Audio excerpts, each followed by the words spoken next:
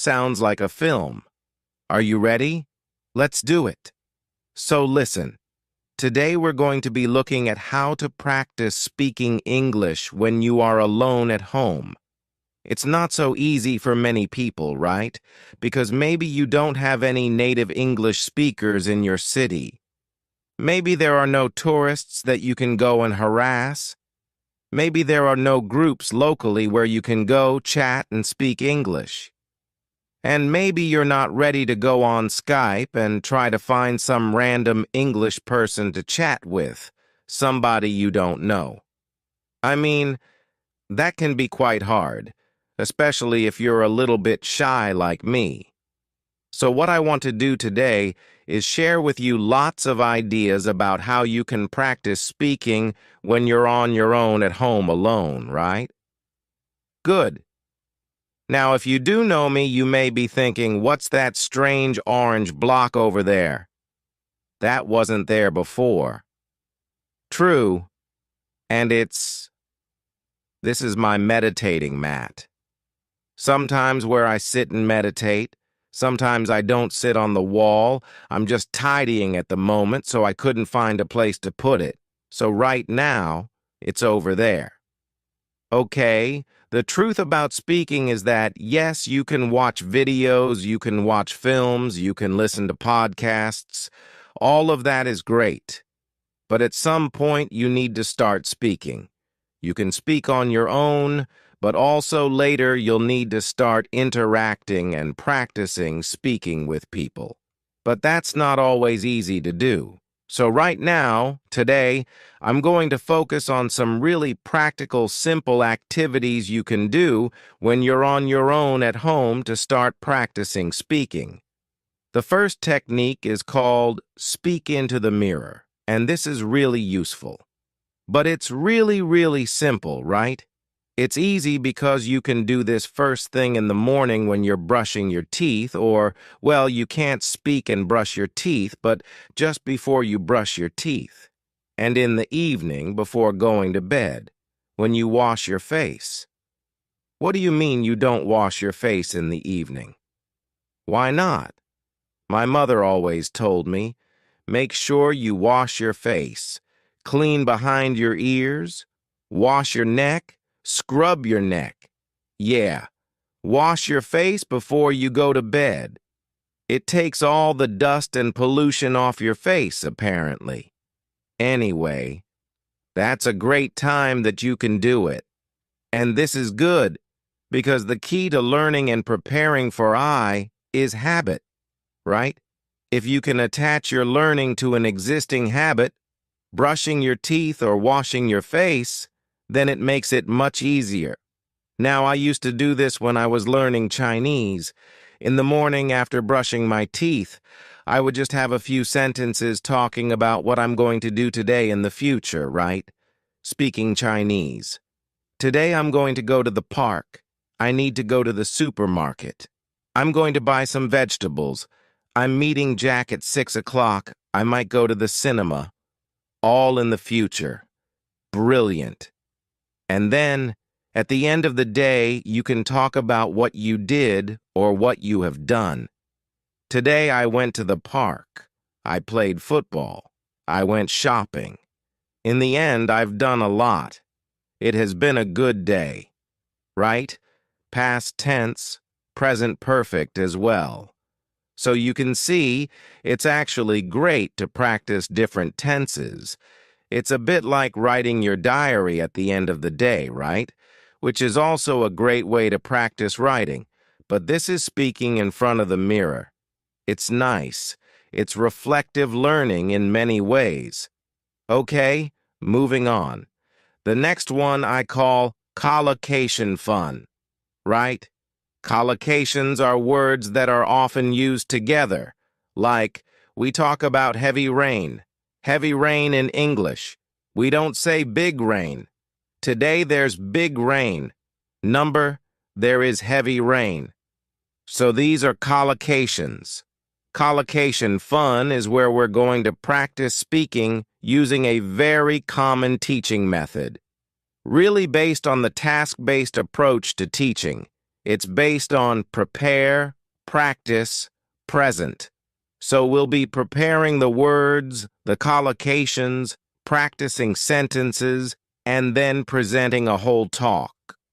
Now, the reason I suggest doing this in front of the mirror is that actually there are great benefits to talking to a mirror. First of all, mirrors don't answer back like young children or wives. But apart from that, when you're speaking in the mirror, you can look at your mouth and see the kind of movements that you're making, which is great. It's useful for pronunciation. You can also check your body language. You may be surprised to see that you speak like that without ever moving your arms, or that you suddenly realize, I'm doing this all the time. That's fine. But being aware of your body language can be quite good. And also, you feel like you're talking to someone. Many people I know, and this happened to me, I practiced for a long time with a book. And when I went to speak to somebody in the foreign language, it was like a shock seeing this face in front of me. Oh my God, but practicing with the mirror, you get used to a face in front of you, right? So it does help. So let's look then. Prepare, practice, and present. Preparing. What I suggest you do here is take a topic, right? A recent topic we were studying in the live lessons was science. Then get some collocations. You can use your course book if you want. You can get onto the internet. Or you can go to my channel and watch other content, like How to Learn English, My Struggle to Learn English, and others, etc. In here, right, you've got free video lessons. You can go through the free video lessons, and there is a recent one on how to learn English. So you can just listen, right? Download the video. Yeah, we want to download that, and then find in there all the collocations. Look, you've got the notes here, and here you've got collocations, you've got idioms, you've got loads of stuff. And what I would do is take maybe 6 or 7 collocations or idioms, like exact science. It's not rocket science, or to be on the same wavelength. And that's the preparation, right? That's step 1. Step 2, in front of the mirror, just make a sentence with it, right? Exact science, well, parenting, bringing up children, is not an exact science. Cooking is not an exact science. Frying an egg, it's not rocket science. It's actually quite easy, right? Then I'm just practicing sentences here.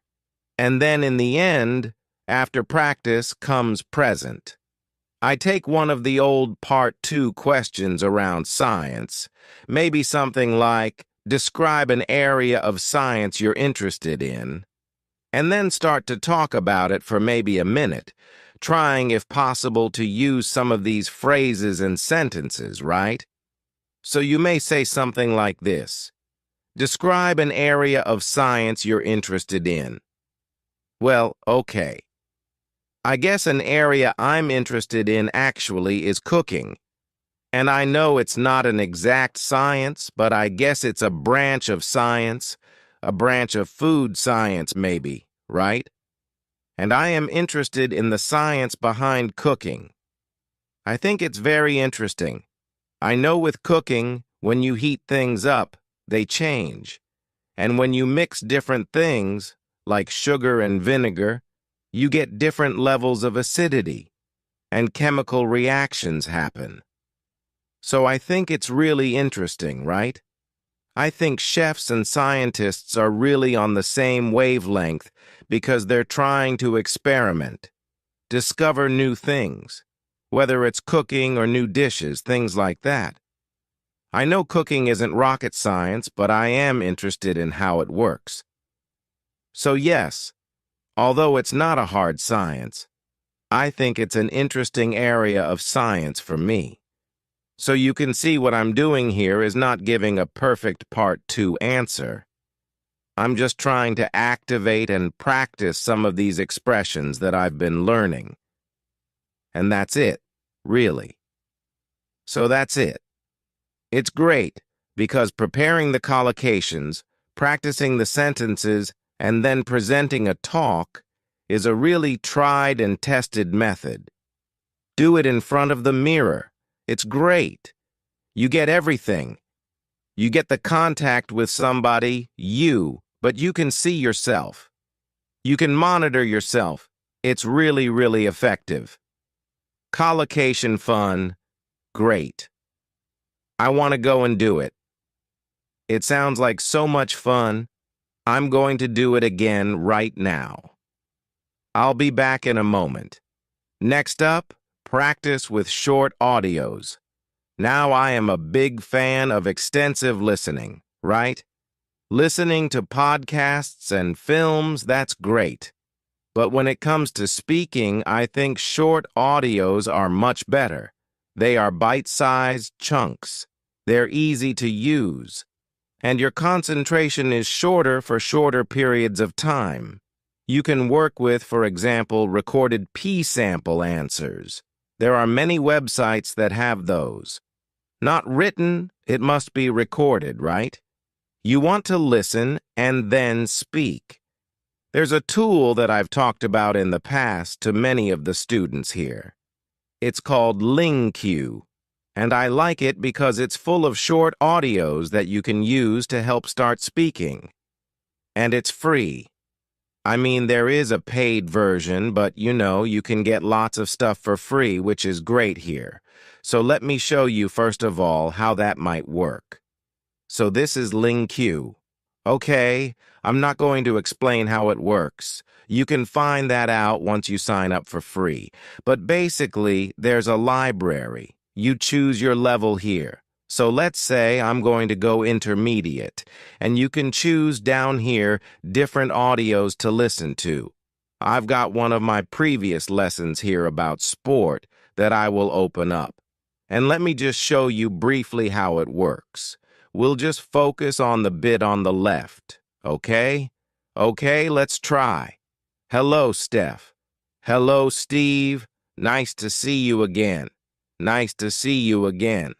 So what I want you to focus on first is as you listen to the sentence, pick out the stressed words. Nice to see you. Nice see you. Like to chat a bit about your interest in sports. Sure, you lived in Japan for quite a few years, I think. Lived Japan. Years, I think. Right? About 9 years. 9 years. Okay. So you can see I'm just doing the word stress. And also you can pick out chunks or phrases that you like or that sound interesting. Years, and I think you lived in different cities. That's right. I lived in Sendai for 4 years, which is a little bit north of Tokyo. A little bit north. A little bit north. That's interesting. Which is a little bit north, right? Not in the north, not located in the north, but a little bit north of nice, Tokyo for 4 years, and then 1 year down south in Shikoku. Down south. Interesting. Not in the south, but down south. Okay. And did you play any sports when you were in Japan? A little bit. A little bit. I love that. A little bit. Played a little bit of soccer. I played a little bit of soccer. A little bit of soccer. Isn't that great? So you can see I'm picking out either the stressed words or little phrases or chunks that I like, and this is really helping us listen and prepare for speaking. Next, what you'll do after you've finished, if you want, you can check the tape script as you listen again. That's fine. But at the end, what I would like you to try and do is repeat the audio or the lesson, giving a summary. So repeating it with your words, not reading, not listening. In fact, you can just close that and focus on your own words, right? Oops. And then, after you've done that and a bit of practice, you could try to retell the lesson or the story and record yourself. If you're not sure, you can use your phone. There are mobile apps to record your voice. There's Vocaroo, which is also a very simple online voice recorder. And recording yourself is great because it puts pressure on you, and that, my friend, is good. Also, you can then, once you've listened back, go and compare your recording to the original lesson or story with the tape script and see if it's different. Did you make a mistake? Instead of saying a little bit of football, did you say a little bit football? Or did you use different collocations, right? Instead of individualized sports, did you say personal sports or something different? That noticing, again, puts pressure on you, which is great. And it also helps you notice language. Noticing language is a kind of feedback, which is essential to improve. So that's it. Practice with short audios, right? The next one is really fun, and it's about imitating your favorite English-speaking actor or actress. Okay, so here, when you watch a film in English, take some of the actors that you really like and pretend to be them, right? You're copying their body language, their gestures, their facial expressions, their accent, their voice, their words. You're copying everything. Why does this work? Because it's all about identity. A key part of language learning is your identity as an English speaker. And as students, we often have a mask, or we can create a mask that we hide behind when we speak a foreign language. This can be very, very helpful to reduce anxiety or stress, especially if you're shy or you don't want to, you're embarrassed of mistakes and of not speaking correctly.